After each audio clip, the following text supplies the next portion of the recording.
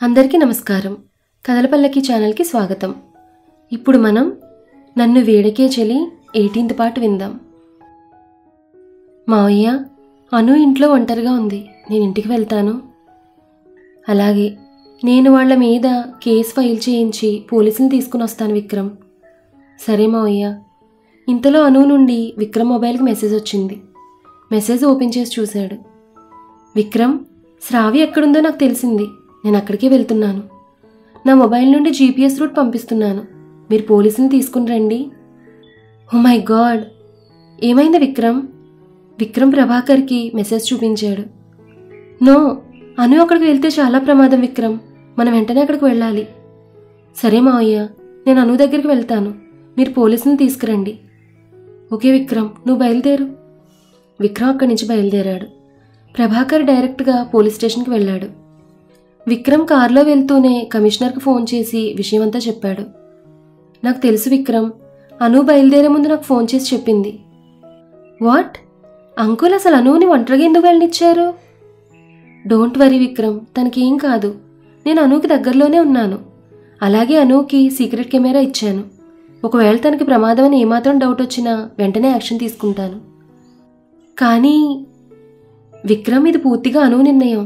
నేను వద్దని చెప్పినా తన శ్రావ్యను కాపాడాలని పట్టుబట్టింది, అందుకే ఒప్పుకోక తప్పలేదు. అసలు శ్రావ్య బ్రతుకుంటే కదా తను కాపాడడానికి. వాట్? విక్రమ్, ఏమంటున్నావు?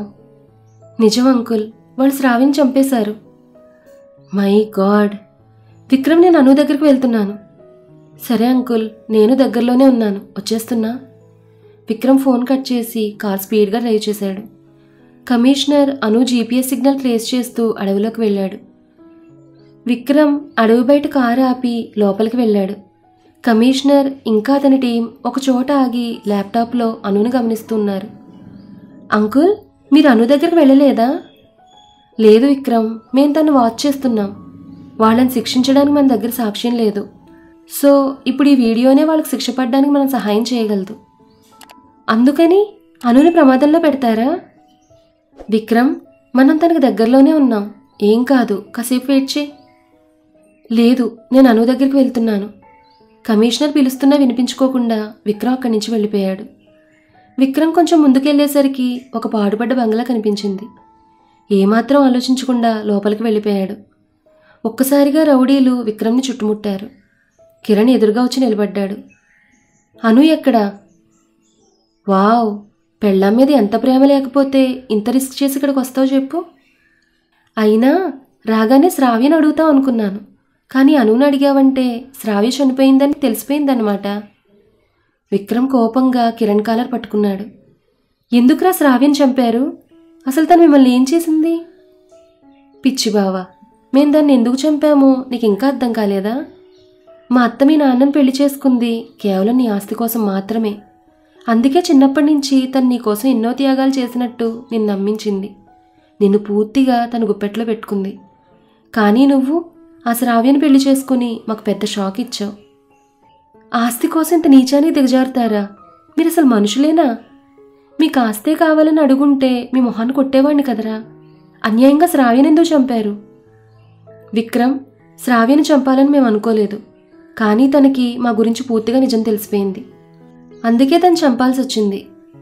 ఏం నిజం? మీ నాన్నని చంపింది మా నాన్నే అని. విక్రమ్ అవక్కయ్యాడు. అంటే మా నాన్న చనిపోయింది అనారోగ్యంతో కాదా? ముమ్మాటికి అనారోగ్యంతోనే, కానీ అనారోగ్యానికి కారణం మాత్రం మా నాన్నే. కొద్ది కొద్దిగా ఆయన ఒంట్లోకి స్లో పాయిజన్ పంపిస్తూ ఉండేవాడు. విక్రమ్ కోపంగా కిరణ్ని కొట్టాడు. పక్కనున్న రౌడీలు విక్రమ్ని ఆపడానికి ప్రయత్నించారు, కానీ విక్రమ్ వాళ్ళని కొట్టి కిరణ్ గొంతు పట్టుకున్నాడు. కిరణ్ విడిపించుకోవడానికి ప్రయత్నిస్తున్నాడు. విక్రమ్! అను పిలుపుతో విక్రమ్ వెనక్కి తిరిగి చూశాడు. రంగనాథ్ తన గొంతు మీద కత్తిపెట్టి బయటికి తీసుకొచ్చాడు. విక్రమ్, నా కొడుకును వదిలిపెట్టు, లేదంటే అనుని చంపేస్తాను.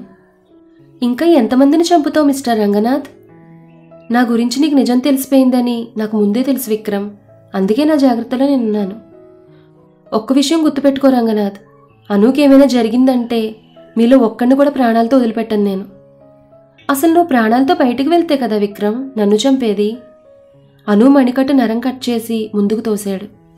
విక్రమ్ కిరణ్ వదిలిపెట్టి అనుని పట్టుకున్నాడు. బాయ్స్ కమాన్, మనం వెంటనే అక్కడ చేరుకోవాలి. కమిషనర్ ఆర్డర్తో పోలీసులు ఆ బంగ్లాను చుట్టుముట్టారు. అను, సారీ విక్రమ్, మన శ్రావ్య. ఇద్దరూ ఒకరినొకరు హత్తుకుని బాధపడుతున్నారు. అబ్బా, వీళ్ళు ఏడుపు చూస్తుంటే జాలేస్తోంది నాన్న. చచ్చే ముందు తనివి తీరా ఏడవని కిరణ్. రంగనాథ్ తన మనుషులకు సైగ చేయడంతో ఆ రౌడీలందరూ అను విక్రమ్ల దగ్గరకు వచ్చారు. విక్రమ్ని పక్కకు లాగి అనుని చుట్టుపట్టుకుని లాక్కెళ్తాడు కిరణ్. విక్రమ్ ఆ రౌడీలను కొడుతూ ఉండగా పోలీసులు లోపలికి వచ్చి అందరినీ అదుపులోకి తీసుకున్నారు. విక్రమ్ అను దగ్గరకు వచ్చి తన చేతికి కట్టుకట్టాడు. కమిషనర్ రంగనాథ్ దగ్గరకు వచ్చాడు. అన్యాయంగా ఒక అమ్మాయిని చంపేశారు. మీలాంటి వాళ్ళని ఏం చేసినా తప్పు లేదురా. అసలు నువ్వు ఇదంతా ఎలా చేయగలిగావు రంగనాథ్? శ్రావ్య తేజ ఫారిన్ వెళ్ళినట్టు ఎలా క్రియేట్ చేయగలిగావు? వాళ్ళు వెళ్ళలేదు, కానీ ఆ ప్లేస్లో అదే పేర్లతో వేరే వాళ్ళని పంపించాను. అప్పుడే శ్రావ్య తేజ లేచిపోయారని విక్రమ్తో పాటు అందరికీ నమ్మకం కలిగింది. నేను ఇదంతా చాలా రోజుల నుంచి ప్లాన్ చేశాను. మీకు కొంచెం కూడా సిగ్గనిపించడం లేదా? శ్రావ్య కూడా మీ కూతురు లాంటిదే కదా. అలాంటి తన్ని ఎలా చంపగలిగారు? చనిపోయిన తర్వాత కూడా మీరు తను వదిలిపెట్టలేదు. అందరూ తను ద్వేషించేలా శ్రావ్య మీద నింద వేశారు. ఎంతగా నమ్మాను మిమ్మల్ని, కానీ మీరు నా జీవితాన్నే నాకు దూరం చేశారు, విక్రమ్ ఎమోషనల్గా అన్నాడు. అది నా కూతురు ఎలా అవుతుంది? ఒక విధంగా దానివల్లే 20 ఏళ్ల నా ప్లాన్ మొత్తం నాశనమైంది. నువ్వు మాధవిని పెళ్లి చేసుకుని ఉంటే నీ ఆస్తి నా కూతురుకు చెందుండేది. కానీ నువ్వు మధ్యలో శ్రావ్యం తీసుకొచ్చావు. అది కుదురుగా ఉండక ఎప్పుడో చచ్చిన మీ నాన్న మెడికల్ రిపోర్ట్స్ నీకు చూపించి మా గురించి నీకు నిజం చెప్పాలనుకుంది. అందుకే దాన్ని చంపక తప్పలేదు. ఆ మాటలకి విక్రమ్ కోపంగా రంగనాథ్ చెంపై కొట్టాడు. విక్రమ్ కూల్, నువ్వు అనుని తీసుకుని హాస్పిటల్కి వెళ్ళు, నేను వెళ్ళి అరెస్ట్ చేస్తాను. అలాగే అంకుల్. విక్రమ్ అనుని తీసుకుని హాస్పిటల్కి వెళ్ళిపోయాడు. కమిషనర్ కిరణ్ రంగనాథులతో పాటు అక్కడున్న రౌడీలను కూడా అరెస్ట్ చేసి తీసుకుని వెళ్ళిపోయాడు. అనుకి ట్రీట్మెంట్ చేయించి ఇంటికి తీసుకొచ్చాడు విక్రమ్. కిరణ్ రంగనాథులను అరెస్ట్ చేశారని అప్పటికే సులోచనకు తెలిసిపోయింది. విక్రమ్ని చూడగానే సులోచన తలదించుకుని ఉండిపోయింది. మీరెందుకు తలదించుకుంటున్నారు? మిమ్మల్ని గుడ్డిగా నమ్మినందుకు నేను తలదించుకోవాలి. విక్రమ్, వద్దు, మీరు చెప్పే అబద్ధాలు వినే ఓపిక నాకు లేదు. శ్రావ్యని చంపేటప్పుడు మీకు కొంచెం కూడా జాలనిపించలేదా? కడుపుతో ఉందన్న కనికరం కూడా లేకుండా అంత దారుణంగా ఎలా చంపగలిగారు? విక్రమ్, మీరు ఆవిడని ఎంత అడిగినా సమాధానం ఉండదు. ఎందుకంటే ఆవిడ తల్లి కాదు. ఒకవేళ అయ్యుంటే అమ్మలా ఆలోచించగలిగేది. నువ్వు చెప్తుంది నిజమే అను. ఇలాంటి వాళ్ళు తమ స్వార్థం గురించి తప్ప ఇంక దేని గురించి ఆలోచించలేరు. విక్రమ్, నన్ను క్షమించు. నిజంగా నేను శ్రావ్యని చంపాలనుకోలేదు. ఇంకా చాలు అంటూ విక్రమ్ కోపంగా లోపలికి వెళ్ళి కొన్ని డాక్యుమెంట్స్ పట్టుకుని బయటకొచ్చాడు. ఈ ఆస్తి కోసమే కదా నా శ్రావ్యని చంపింది, తీసుకోండి. ఆ పేపర్స్ సులోచన మొహం మీదకి విసిరాడు. మీరు జీవితాంతం కూర్చుని తిన్నా తరగనంత ఆస్తిని మీకు ఇస్తున్నాను. మీ వాళ్ళందరినీ తీసుకుని దయచేసి నా ఇంటి నుండి, నా జీవితం నుండి శాశ్వతంగా వెళ్ళిపోండి.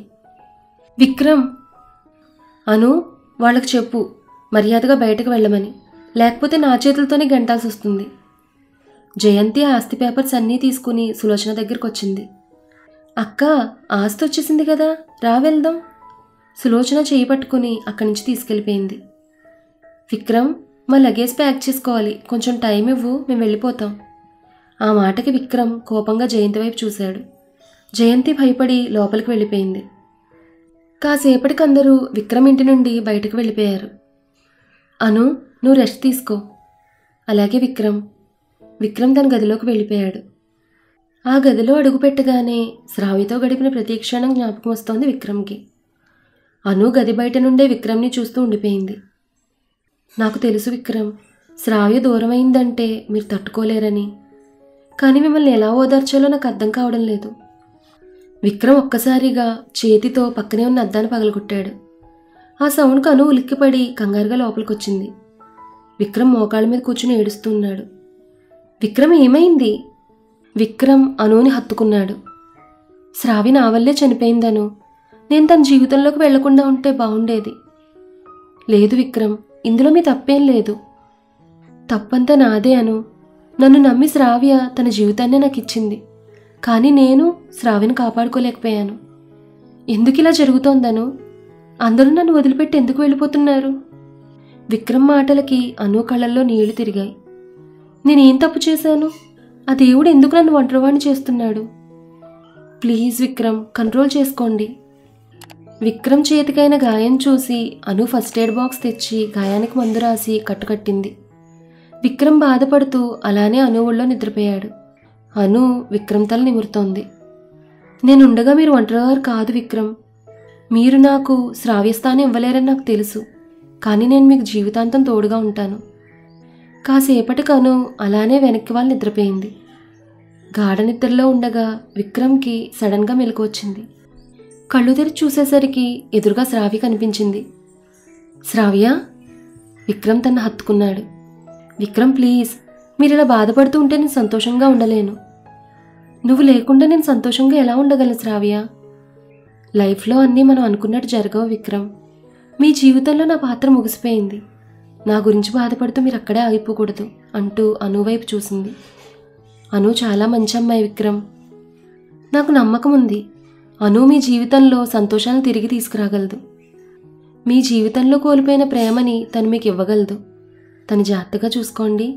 మీరిద్దరూ సంతోషంగా ఉంటే నేను కూడా సంతోషంగా ఉంటాను. విక్రమ్కి ఒక్కసారిగా మెలకు వచ్చింది. అను ఒడిలో నుండి పైకి లేచి చుట్టూ చూశాడు. కానీ అక్కడ ఎవరూ లేరు. పక్కనే నిద్రపోతున్న అనును గమనించాడు. శ్రావ్యను కాపాడడానికి అను చేసిన ప్రతి ప్రయత్నం గుర్తొచ్చింది. నీ విషయంలో నేను చాలా కఠినంగా ప్రవర్తించానను. నేను నీ మాటలు ముందే నమ్ముంటే ఇప్పుడు నీకు ఇలాంటి పరిస్థితి వచ్చేదే కాదు. అనుని ఎత్తుకుని బెడ్పై పడుకోబెట్టాడు. మరుసటి రోజు అనుని తీసుకుని కోర్టుకొచ్చాడు విక్రమ్. ప్రభాకర్, కౌసల్య కూడా అక్కడికి వచ్చారు. కమిషనర్ సేకరించిన సాక్ష్యంతో పాటు మీనా సాక్ష్యాన్ని కూడా కోర్టులో సబ్మిట్ చేశారు. సాక్ష్యాధారాలన్నీ బలంగా ఉండడంతో కిరణ్కి, రంగనాథ్కి శిక్ష పడింది. విక్రమ్ వాళ్ళు జీవితంలో బయటకు రాలేరు. సో అనుకి ఎలాంటి ప్రమాదం లేదు. థ్యాంక్స్ అంకుల్, మీరు మాకు చాలా హెల్ప్ చేశారు. అది నా డ్యూటీ విక్రమ్. అమ్మా అను, విక్రమ్ని జాగ్రత్తగా చూసుకో అని చెప్పి కమిషనర్ అక్కడి నుంచి వెళ్ళిపోయాడు. అను, విక్రమ్ కోర్టు నుండి బయటకు వచ్చారు. ప్రభాకర్ వీళ్ళని చూసి దగ్గరికి వచ్చాడు. అను, నువ్వు అక్కడికి వెళ్ళిన పని పూర్తయింది. మనం ఇంటికి వెళ్దామా? అను, విక్రమ్ ఒకరినొకరు చూసుకున్నారు. ఏమైందమ్మా? నాన్న. అను, నువ్వు వెళ్ళు. నేను లాయర్తో మాట్లాడి డివోర్స్ పేపర్స్ మీ ఇంటికి పంపిస్తాను అంటూ విక్రమ్ అక్కడ ఉండలేక కార్ దగ్గరికి వెళ్ళిపోయాడు. రామ్మ వెళ్దాం. నాన్న, నేను మీతో రాలేను. విక్రమ్కి ఇప్పుడు నా అవసరం ఉంది. తను అలా ఒంటరిగా వదిలేసి నేను రాలేను నాన్న. ప్రభాకర్ అనుని గమనించాడు. ప్లీజ్ నాన్న. సరే వెళ్ళు. అను ఆశ్చర్యంగా చూసింది. ఇంతకుముందు నా కూతురుగా ఇంటికి వెళ్ళావు, కానీ ఇప్పుడు విక్రమ్ భారీగా వెళ్ళాను. ఆ మాటకి అను సంతోషంగా ప్రభాకర్ని హత్తుకుంది. థ్యాంక్స్ నాన్న అంటూ అను అక్కడి నుంచి విక్రమ్ దగ్గరికి వచ్చింది. తను కారులో కూర్చుని బాధపడుతూ ఉన్నాడు. అను వెళ్ళి కారులో తన పక్కనే కూర్చుంది. అను, నువ్వేంటి ఇక్కడ?